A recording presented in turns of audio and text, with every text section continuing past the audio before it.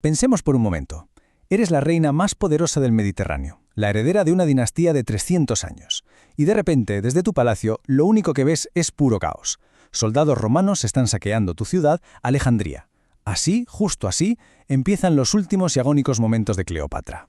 La escena es de derrota total, absoluta. Se oyen gritos por todas partes mientras su imperio, se viene abajo. Todo por lo que luchó se está haciendo humo delante de sus propios ojos. Es el fin, no hay vuelta atrás. Y aquí está la gran pregunta, claro. ¿Cómo es posible que una líder tan brillante, una estratega que tuvo en sus manos a los hombres más poderosos de Roma, llegara a este punto de no retorno? Pues para entenderlo tenemos que rebobinar e irnos al principio de su historia. Venga, vamos a meternos en materia. Cleopatra no nació en un Egipto que fuera un remanso de paz, ni mucho menos. Heredó un reino que era increíblemente rico, muy codiciado, pero también muy inestable políticamente, y siempre a la sombra de la gran potencia del momento, Roma. Y un detalle clave, su familia no era egipcia. Eran griegos. Los Ptolomeos llevaban gobernando Egipto desde que uno de los generales de Alejandro Magno se quedó nada menos que con la joya del Nilo. Y sí, gobernaban como faraones, pero nunca dejaron de lado su herencia helénica. El testamento de su padre, para complicar las cosas, la obligó a casarse y a gobernar junto a su hermano pequeño, Ptolomeo XIII. Pero es que no podían ser más distintos. Ella era una política de nacimiento, culta, con carisma, y él, pues era un niño manejado por sus consejeros que veían en la inteligencia de Cleopatra una amenaza directa para su propio poder. Claro, los consejeros, que no se fiaban un pelo de ella, convencieron al joven faraón para que la echara de Alejandría. Pero cometieron un error garrafal, subestimarla. Lejos de rendirse, Cleopatra inmediatamente se puso a reunir un ejército de leales para reclamar lo que era suyo. Y entonces el destino mete la mano. La guerra civil de Roma llega hasta las costas de Egipto. Pompeyo, el gran rival de Julio César, busca asilo allí. Los consejeros de Ptolomeo creen ver una oportunidad de oro, lo asesinan y le presentan la cabeza a César como si fuera un regalo. Malísima idea. Para César, aunque Pompeyo fuera su enemigo, seguía siendo un cónsul de Roma. Que unos extranjeros lo asesinaran así fue un insulto intolerable.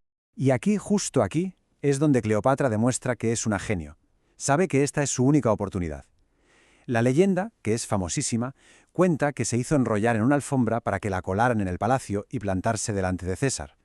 Y no lo cautivó solo con su belleza, sino con su inteligencia, con su dominio de idiomas y con el plan tan audaz que tenía para gobernar Egipto. Total, que César se queda impresionado, ve en ella una aliada muchísimo más competente y decide apoyarla. Esto provoca una guerra, corta pero muy intensa, en la propia Alejandría. Al final, las fuerzas de Ptolomeo XIII son derrotadas y él muere ahogado en el Nilo intentando escapar. Cleopatra, con el apoyo de Roma, volvía a ser la única reina. Pero cuando parecía que todo estaba solucionado, llega el asesinato de César en Roma y lo cambia todo de nuevo. El protector de Cleopatra ha muerto y Roma se hunde en otra guerra por el poder. Para que Egipto no se hunda con ellos, Cleopatra tiene que moverse rápido, buscar un nuevo aliado, un nuevo ancla en esas aguas tan turbulentas. El poder en Roma se había repartido. La parte oriental del territorio, que era la que influía directamente en Egipto, estaba ahora bajo el control de Marco Antonio, uno de los generales más leales de César. El escenario estaba listo para otro encuentro que iba a cambiar la historia para siempre.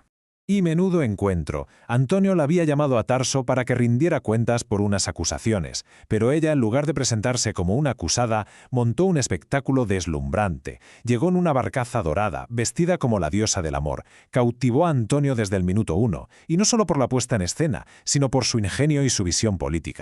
Su alianza, que fue tanto política como personal, va a definir la siguiente década.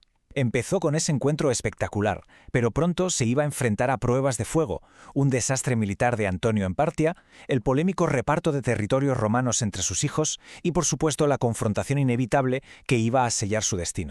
El problema es que la ambición de los dos era enorme, y eso los estaba llevando a un punto de no retorno. Mientras, en Roma, otro hombre muy poderoso observaba cada uno de sus movimientos con una hostilidad cada vez mayor: Octavio, el heredero de César.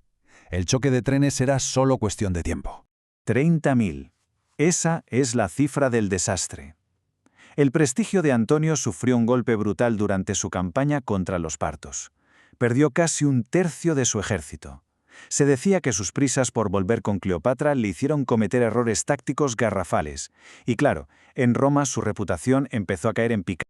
Y es que Octavio era un maestro de la propaganda, de verdad. Lo que para Antonio y Cleopatra eran las donaciones de Alejandría, la base de su nuevo imperio oriental, Octavio lo convirtió en Roma en una traición en toda regla. Que celebran un triunfo en Alejandría es una ofensa a Roma. Que reparten tierras está regalando nuestro imperio. Que se casa con ella está embrujado por una hechicera oriental. La historia que contó Octavio era simple y letal. Eran una amenaza para Roma. Y aquí viene la jugada maestra, la clave de todo. Para no dar la imagen de que empezaba otra guerra civil entre romanos, Octavio convenció al Senado de declararle la guerra únicamente a Cleopatra. Así, convertía un conflicto por el poder en una guerra patriótica contra una reina extranjera que supuestamente amenazaba los valores de Roma, una genialidad política. El enfrentamiento final fue en el mar, en la batalla de Accio. Las naves de Octavio, que eran más pequeñas y ágiles, destrozaron a la flota mucho más pesada de sus rivales. La batalla fue un desastre total. En un movimiento desesperado, la pareja logró romper el bloqueo y huir a Egipto, pero dejaron atrás a todo su ejército y su flota, completamente aniquilados. Habían salvado la vida, sí, pero habían perdido la guerra. La huida a Egipto en realidad solo sirvió para posponer lo inevitable. Con sus fuerzas destruidas, lo único que les quedaba era esperar a que el ejército de Octavio llegara a las puertas de Alejandría para el acto final de esta gran tragedia. Y el final es, bueno, es una cascada de desgracias. Mientras las tropas de Octavio toman la ciudad, le llega a Antonio el falso rumor de que Cleopatra ha muerto. Desesperado, se arroja sobre su propia espada. Todavía vivo, pide que lo lleven junto a ella y muere literalmente en sus brazos. Poco después, Cleopatra es capturada. El plan de Octavio era llevársela a Roma y exhibirla encadenada en su desfile triunfal, la máxima humillación para un enemigo vencido. Pero Cleopatra, que fue reina hasta el último aliento, tenía otros planes, antes la muerte que la deshonra. Su muerte no fue solo el fin de una vida, fue el fin de un mundo entero. Con ella, la dinastía ptolemaica, que había gobernado durante 3 siglos, se extinguió. Y Egipto, un reino independiente durante miles de años, pasó a ser una provincia más del Imperio Romano. Es que no fue solo una reina, fue la última faraona de Egipto. Su muerte marca un antes y un después en la historia. Es el punto final del antiguo Egipto como poder autónomo y el comienzo definitivo del dominio absoluto de Roma sobre el Mediterráneo. Y al final, la pregunta que nos queda en el aire es esa, ¿no? ¿Fue Cleopatra una víctima de la imparable maquinaria romana o fue su caída el resultado de sus propias apuestas? Unas apuestas brillantes, sí, pero quizás demasiado arriesgadas. Una jugadora que apostó demasiado alto en un juego dominado por Roma o una líder que defendió su reino hasta el final con las únicas armas que tenía. Su legado, desde luego, sigue siendo tan complejo y fascinante como lo fue su vida.